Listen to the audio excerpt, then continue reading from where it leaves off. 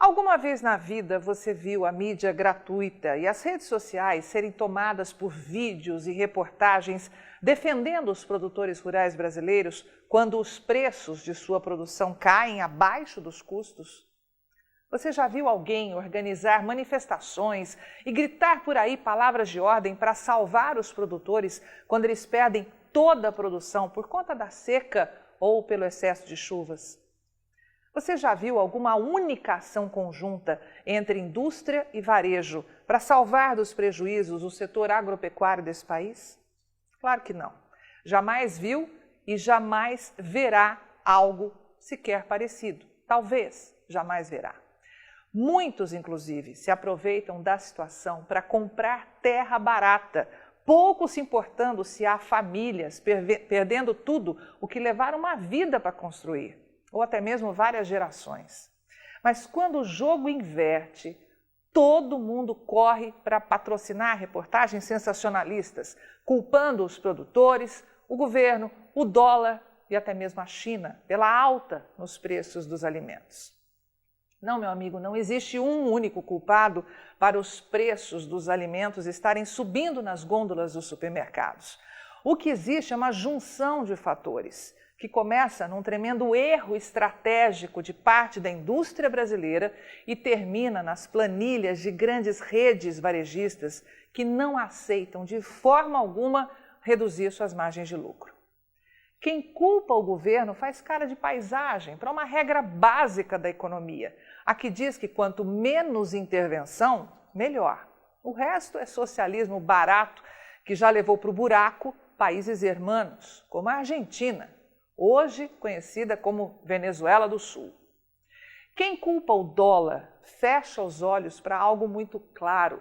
Foi justamente ele que possibilitou ao agro brasileiro despontar e segurar a economia desse país, enquanto o resto afundava em meio à crise do coronga. É o dólar que está ajudando a movimentar o campo e a garantir ao Brasil sequentes safras recordes de grãos, ao mesmo tempo que garante ao produtor pegar mais financiamento para plantar ainda mais aquilo que ele aposta que pode dar lucro. Quem culpa a China não tem a menor noção do que fala. É tão mais infantil do que culpar Bolsonaro pelas queimadas no Pantanal e na Amazônia. A China, meu amigo, é solução e não problema. Sabendo usar, não faz mal algum. Quem culpa o produtor esquece dos riscos, dos tombos e das dificuldades de se trabalhar num negócio sem telhado.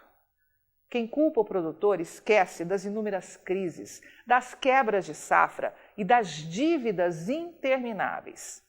Esquece que agricultura e pecuária são uma fábrica a céu aberto, longe do que qualquer empresário da cidade está disposto a assumir para tocar o seu negócio. Quem coloca a culpa do aumento de preços em cima do agricultor esquece que são esses homens e mulheres que, chova ou faça sol, estão lá, produzindo alimento e proporcionando mesa farta para alimentar a sua família, para dar o que comer a toda a população e fazer girar a roda da economia. Sim, os preços dos alimentos dispararam, mas o que ninguém te fala nessas inúmeras reportagens divulgadas por aí são as décadas de prejuízos que produtores de carnes e arroz, por exemplo, carregam nas costas. Tânia Tosi, analista-chefe e estrategista da equipe de grãos aqui da Rural Business, alerta que ninguém pode ousar dizer que foi pego de surpresa, sobretudo se é um profissional que assina e acompanha a Rural Business ao longo dos seus 29 anos de atuação nesse mercado. O que você vai ver agora é, digamos, um resumo da ópera, dos diversos alertas que disparamos nos últimos anos em que esse nosso país foi submetido a uma política agrícola explícita em governos anteriores para quebrar o máximo de produtores de grãos e de carnes do Brasil. E vamos começar pela mais famosa, a soja. Desde que a China decidiu peitar Donald Trump e entrar numa guerra fria com os Estados Unidos, a equipe de grãos aqui da Rural Business vem alertando diariamente que os chineses carregariam para casa toda a soja que encontrassem aqui no Brasil. E só não ouviu quem não quis. O mercado agrícola mundial mudou, meu amigo. Os grãos que antes serviam só para alimentar a vida humana e animal, hoje são disputados à tapa por um novo mercado, o da energia renovável. E essa é mais uma ponta de consumo que depende de algo que ninguém consegue controlar, o clima. E é claro que uma hora a conta não fecha. A indústria processadora de soja aqui do Brasil foi tremendamente inocente, acostumada à velha estratégia de estrangular os produtores para que se abastecessem da mão para a boca, acordou tarde demais. E olha, corre o risco, e eu peço que você ouça bem esse alerta da nossa equipe de grãos aqui da Rural Business, corre o risco de ter que trazer soja de fora do Brasil também em 2021 e 2022, pois parece ainda não ter se conscientizado da gravidade da situação. A analista Tânia Tosi alerta que para a China não existe saída, meu amigo. Com 1,5 bilhão de bocas para alimentar todos os dias e em guerra com os Estados Unidos, só resta uma única opção: carregar a safra de soja do Brasil para casa. Simples assim. Em apenas 8 meses, 79,5 milhões de toneladas de soja foram exportadas pelos portos do Brasil, algo nunca visto antes. E como pode confirmar pelos destaques em vermelho nestes gráficos, 73% de toda essa imensidão de soja foram mandadas para um único país, a China, que sozinha carregou 57,9 milhões de toneladas de soja brasileira, volume que confirma um aumento de 37% frente ao que vimos acontecer no mesmo intervalo de 2019 e de quase 60% de aumento em apenas 5 anos. E você acha que os chineses estão errados? Seria correto apontar o dedo e dizer que a China é a culpada pelo aumento da inflação no Brasil? Claro que não é. A China é o maior consumidor de soja do planeta. Para não colocar o abastecimento deles em risco, Pequim precisa ordenar todos os dias, ouviu bem isso? Todos os dias, chova ou faça sol, a compra de 5 navios de soja de algum ponto do mundo. E hoje só existe um lugar para fazer isso: o Brasil. A indústria brasileira tinha as mesmas condições de negócios que a China em 2019, com soja a preços muito abaixo dos vistos hoje. Mas fez cara de paisagem para os alertas diários da Rural Business e preferiu arriscar oportunidades melhores com a safra nas mãos. E acabou se dando muito mal. A China já comprou boa parte da produção 2021 aqui do Brasil, que sequer começou a ser plantada. E não é só isso não, os chineses já travaram muitos negócios para 2022. Enquanto isso, o que acontece com a indústria e o varejo? Será que estão à espera de um novo milagre? Agora é a vez do milho, e aqui se repete a história. A Rural Business atravessou todo o ano de 2019 alertando os seus assinantes que as exportações iriam ultrapassar todas as expectativas, que os mais desavisados seriam pegos no contrapé. E não deu outra. A Conab começou a safra prevendo 31 milhões de toneladas em exportação para 2018-19. Quando a temporada chegou ao fim, em janeiro de 2019, 41 milhões de toneladas de milho tinham deixado o Brasil, ou 10 milhões de toneladas a mais que o previsto. E isso acabou jogando os estoques no chão. E que hoje não existem mais para regular o mercado, como há tempos tem alertado a equipe de grãos aqui da Rural Business. Foi por isso que os preços dispararam, seguindo a lei número 1 de qualquer mercado, a de oferta e demanda.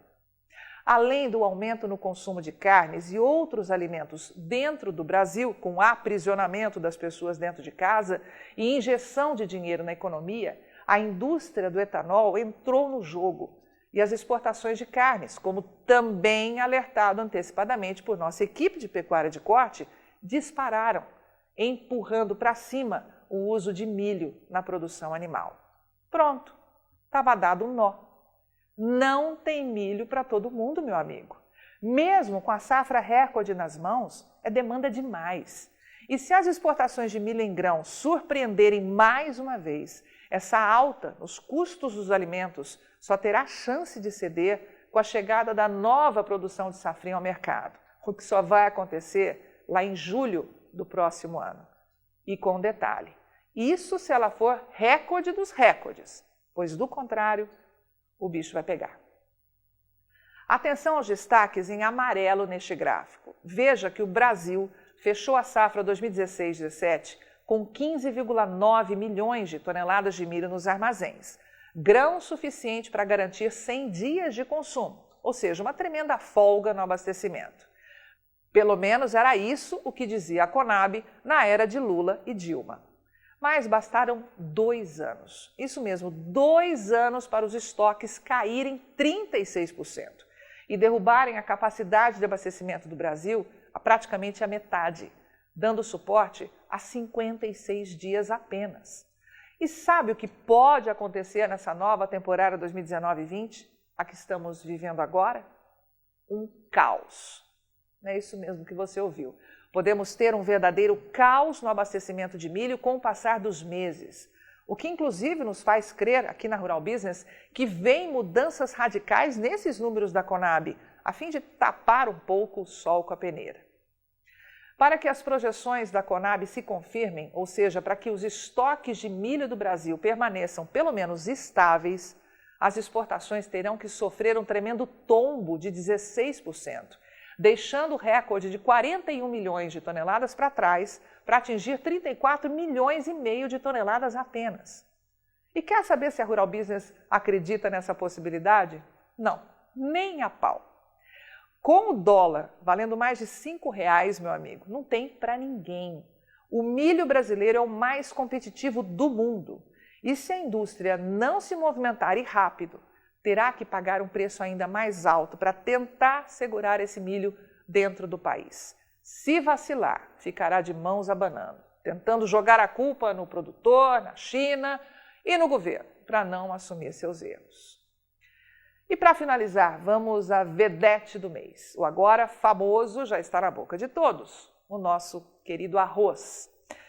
Bom, no caso do arroz, chega a ser desumano falar em tabelamento de preço ou coisa semelhante. Como é um tremendo absurdo dizer que são as exportações que estão deixando o grão mais caro à população. Olha, faz o seguinte, senta, chama as criancinhas aí para a sala, pois o que nós vamos te dizer agora, você não vai ver em lugar nenhum. Nós vamos te mostrar o que estão jogando para debaixo do tapete e quem está a centenas ou milhares de quilômetros de distância de uma plantação de arroz não sabe. Tem ideia de quantos produtores de arroz faliram nos últimos anos pela irresponsabilidade dos governos socialistas da era PT? Tem ideia do estrago gerado por políticas socialistas burras de segurar de forma artificial os preços do arroz abaixo dos custos de produção? Tem ideia do número de produtores que perderam tudo o que tinham, vendo arroz de cachorro ser importado? Isso mesmo, arroz de cachorro, de péssima qualidade, misturado ao tipo 1 e jogado nas gôndolas dos supermercados para matar o produtor brasileiro de arroz e iludir a população? Você viu alguma indústria ou grande rede de supermercados tentar coibir essa ação para garantir a sua saúde e a saúde financeira do produtor de arroz desse país? Não, claro que não, porque absolutamente nada foi feito. Aliás, muita gente lucrou com isso. Enquanto o governo do PT pagava de salvador da pátria, muita gente comeu comida de cachorro, acreditando nessa ideologia utópica. O que vamos te mostrar são números oficiais, os quais a Rural Business acredita terem sido manipulados por anos e que pouco refletem a realidade, mas ainda assim é possível entender o que vem acontecendo no mercado do arroz. 5 anos atrás, na safra 2014-15, o Brasil produzia mais de 12 milhões de toneladas de arroz, que é o primeiro destaque no gráfico da esquerda. Observe que na safra atual, 2019-20, produz pouco mais de 11 milhões de toneladas, ou 10% menos. No gráfico da direita, você vê que no mesmo intervalo, de acordo com números oficiais, o consumo indica 6% de retração. E aí a Rural Business te pergunta, você acha mesmo possível que esse imenso Brasil consuma menos arroz hoje do que 5 anos atrás? Olha, estão querendo enganar quem? O consumo disparou, meu amigo, só que muitos produtores abandonaram as lavouras e foram procurar outra forma de sobreviver. E o arroz que tinha no Brasil simplesmente acabou. De acordo com a Conab, essa safra vai chegar ao fim com o Brasil tendo apenas 534 mil toneladas de arroz nos estoques. Sabe o que isso significa? Pasme! Além de confirmar uma tremenda queda de 44,5% nas reservas de arroz do Brasil em apenas 5 anos, nos mostra que nada, absolutamente nada, pode dar errado em 2021, pois o país entrará para a nova safra na segunda maior crise de abastecimento de arroz de toda a história, tendo somente 18 dias de consumo garantidos, contra mais de 30 dias de estoque de 5 anos atrás, como revela o gráfico da direita. Meu amigo, quem mata sua galinha de ovos de ouro precisa estar preparado para as consequências. Chegou a hora da indústria e do varejo cobrirem essa conta. Chegou o momento da indústria e do varejo reduzirem suas margens de lucro para garantir alimento de qualidade a um preço mais acessível ao povo brasileiro. É possível sim, basta querer. E se conselho vale, chegou o momento de torcer, ou até mesmo de fazer uma promessinha básica para que esse fôlego financeiro concedido pelo governo federal à camada mais baixa de renda aqui do Brasil anime os produtores de grãos desse país a investir mais, a assumir mais riscos nesse negócio sem telhado, sujeito a todo tipo de intempéries. Chegou a hora de entender que as verdades que envolvem os mercados agro desse país estão cada dia mais longe do que publicam alguns jornais, rádios, sites e TVs, que atualmente só tocam notícias contra o Brasil. Chegou a hora de entender que produção de alimento tem que dar lucro para o produtor. Chegou a hora de entender que, nesse momento, centenas de países do mundo, incluindo aí a famosa China, estão envolvidos em cenários de aumentos de preço dos alimentos. E muito pior do que no Brasil, com cenários de risco de desabastecimento. Avante, agronegócio desse gigante chamado Brasil, porque sempre e mais do que nunca, só com informação profissional e investigativa de mercado é que vamos sobreviver.